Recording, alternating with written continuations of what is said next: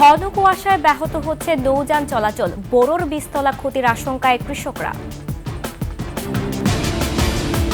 4 বছর পর চালু হচ্ছে কুষ্টিয়া সুগার মিল, কর্মসংস্থান হবে লাখো মানুষের।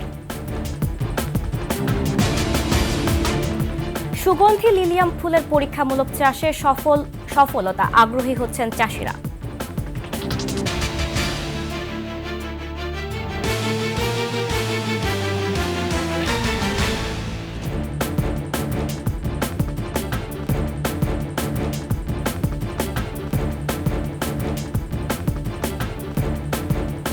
শুনছিলেন সংবাদ শিরোনাম। আমন্ত্রণ 21 সংবাদে, সাথে আছি আমি জান্নাতুল বুশরা।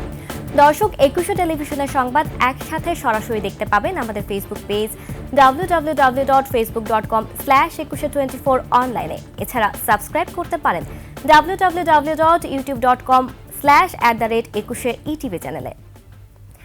কুয়াশার দাপট আর শীতে জুবুথুবু উত্তরাঞ্চল সহ সারা দেশ। গরম কাপড়ের দোকানে বাড়ছে বেচাকেনা, হাসপাতালে ভিড় করছেন শীতজনিত রোগে আক্রান্তরা। বেশি দুর্ভোগে রয়েছে দরিদ্র ও নিম্ন আয়ের মানুষ। কুয়াশার কারণে ব্যাহত হচ্ছে নৌযান চলাচল। যশোরে বোরোর বীজতলার ক্ষতির আশঙ্কায় কৃষকরা। প্রতিনিধিদের তথ্য ও ছবিতে ডেস্ক রিপোর্ট। তীব্র ঠান্ডা ও হিমেল বাতাসে স্থবির হয়ে পড়েছে পঞ্চগড়ের জনজীবন। দিনে ঝলমলে রোদ থাকলেও সন্ধ্যা নামতে ঘন কুয়াশায় ঢেকে যাচ্ছে গোটা জেলা। গত কয়েকদিন ধরে তাপমাত্রা 9 থেকে 10 ডিগ্রি সেলসিয়াসে ওঠানামা করছে। তেঁতুলিয়ায় সকাল 6টায় তাপমাত্রা রেকর্ড করা হয়েছে 12.4 ডিগ্রি সেলসিয়াস। মৌলভীবাজারে দীর্ঘ সময় পর্যন্ত সূর্যের দেখা মিলছে না, সাথে রয়েছে কুয়াশা।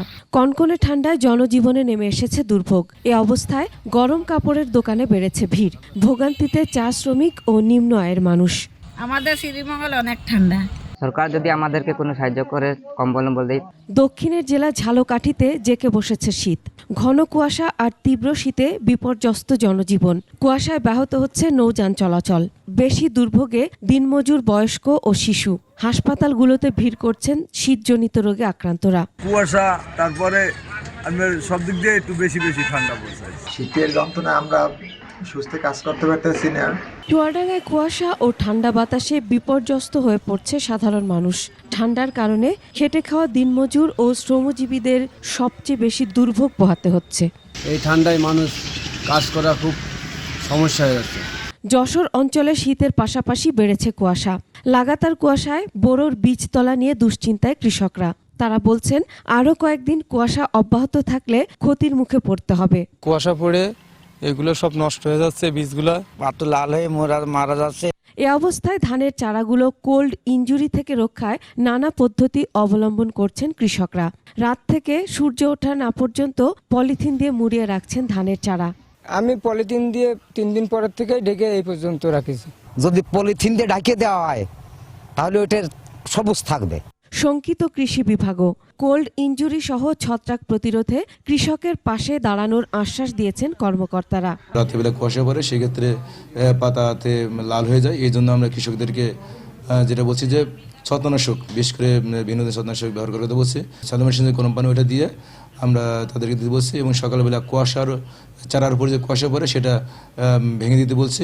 কৃষি বিভাগের তথ্য মতে চলতি মৌসুমে যশোর জেলায় 1377 হেক্টর জমিতে বোরো বীজতলা প্রস্তুত করা হয়েছে। Masum আলিসা, desk report, 21 television.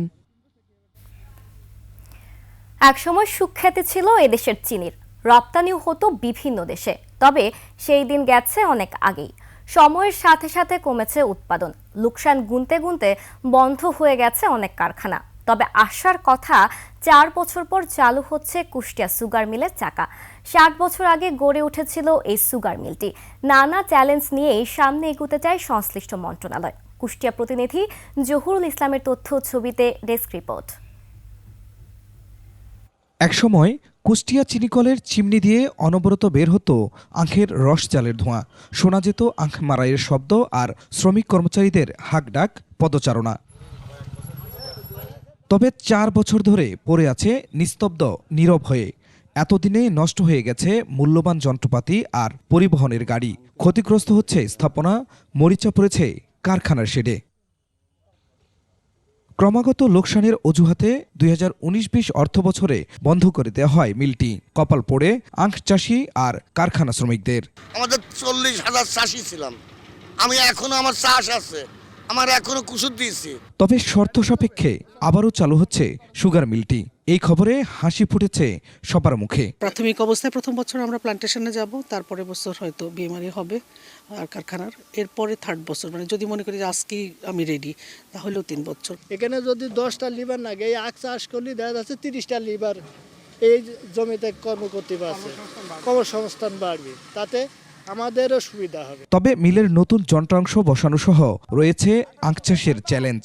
এই মিল চালু করতে হলে এখন মেন হলো মাঠ কর্মী লাগবে, সার ফাঁস লাগবে, রাসায়নিক সার লাগবে, আপনার বীজ লাগবে এবং কৃষিবিদ লাগবে এবং ফিল্ডম্যান লাগবে এবং 8টা সাবজোন চলমান করতে হবে। চ্যালেঞ্জ থাকলেও আশাবাদী কৃষি বিভাগ। বাংলাদেশের অন্যান্য চিনিকলের মতন এখানেও যদি সেইভাবে সুযোগ সুবিধা চাষিদের মাঝে পৌঁছে দেওয়া যায়, তাহলে এই মিলে আবার কাঁচামাল উৎপাদন করে এই মিলের চাকা সচল করা সম্ভব। সুগার মিলটি চালু হলে কৃষকদের পাশাপাশি কর্মসংস্থান হবে এ অঞ্চলের লাখো মানুষের।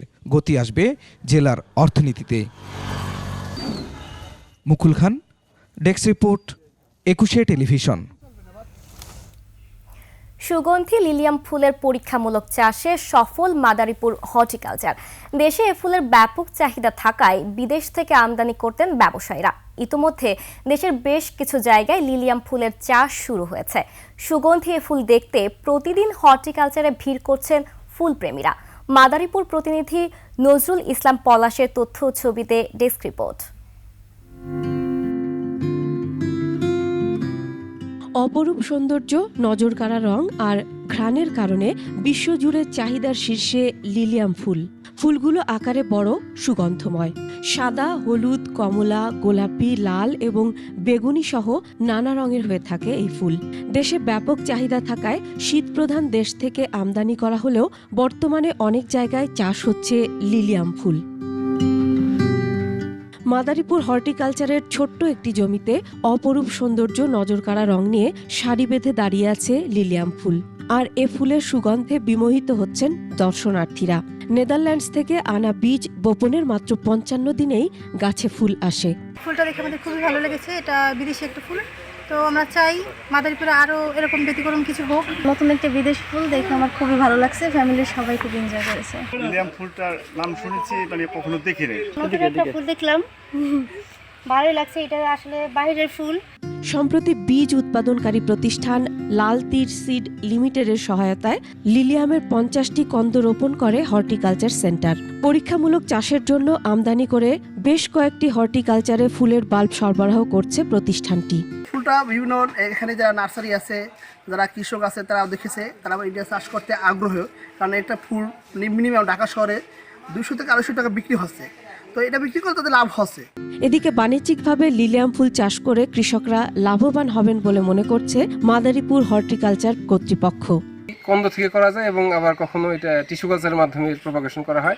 আমাদের এখানে টিস্যু কালচার ল্যাবের মাধ্যমে আমরা অলরেডি প্রপাগেশনের কাজ শুরু করেছি। এলাকার যে যারা ফুল ব্যবসা করে এবং যারা ফুল চাষি আছে এবং যারা দর্শক আছে, তাদের মধ্যে ব্যাপক উৎসাহ উদ্দীপনা তৈরি করেছে।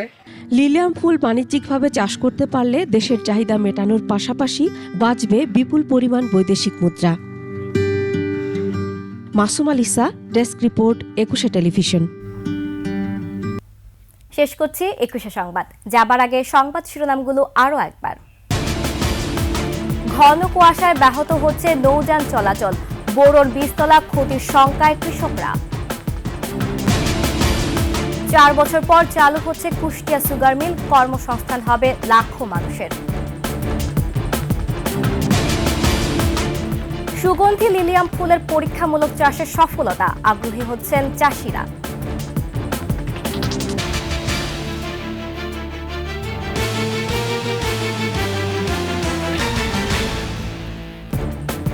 সর্বশেষ সংবাদ জানতে ডায়াল করুন 2021 নম্বরে আর ভিজিট করুন 21tv.com ওয়েবসাইটে। ফেসবুকে ভিজিট করতে পারেন www.facebook.com/2124 অনলাইনে। এছাড়া সাবস্ক্রাইব করতে পারেন www.youtube.com/2124 www.21@21 চ্যানেলে। এতক্ষণ সঙ্গে থাকার জন্য ধন্যবাদ। পরবর্তী সংবাদ দুপুর 1টায় দেখার আমন্ত্রণ রইল। 21-এর সাথেই থাকুন।